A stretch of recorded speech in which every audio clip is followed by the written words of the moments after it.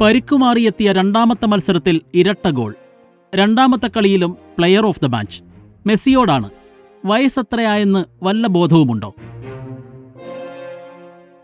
Orlando സിറ്റിക്കെതിരായ മത്സരത്തിൽ മുഴുവൻ സമയവും കളിച്ചിട്ടുണ്ട് മെസ്സി.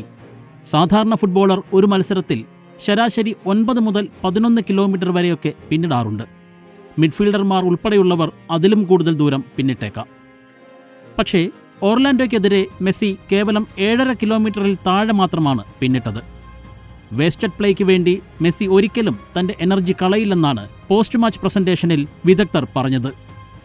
അക്ഷരാർത്ഥത്തിൽ അത് സത്യവുമായിരുന്നു. അലസമായി നടന്ന് പൊടുന്നനെയാണ് മെസ്സിയുടെ നീക്കവും ഗോളും പിറക്കുന്നത്. ആദ്യ പകുതിയിൽ ഒരു ഗോൾ വഴങ്ങിയിരുന്നു ഇന്റർ മയാമി. എന്നാൽ 77-ാം മിനിറ്റിൽ കിട്ടിയൊരു പെനാൽറ്റി ലക്ഷ്യത്തിലെത്തിച്ച് മെസ്സി മയാമിയെ ഒപ്പമെത്തിച്ചു. മെസ്സിയുടെ കിക്കിന്റെ ദിശയിലേക്ക് തന്നെയാണ് ഒർലാൻഡോ ഗോളി പെഡ്രോ ഗലേസ ചാടിയത്.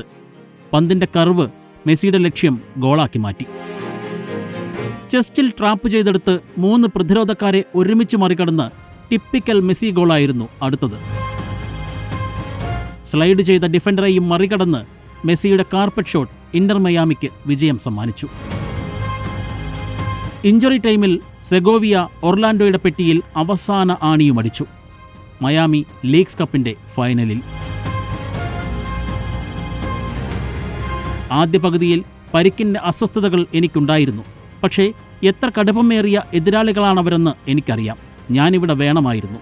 മത്സരശേഷം മെസ്സിയുടെ വാക്കുകളാണ്. പതിവ് പോലെ അലസ സൗന്ദര്യത്തോടെ മെസ്സി ഒരു മത്സരം കൂടി പൂർത്തിയാക്കി.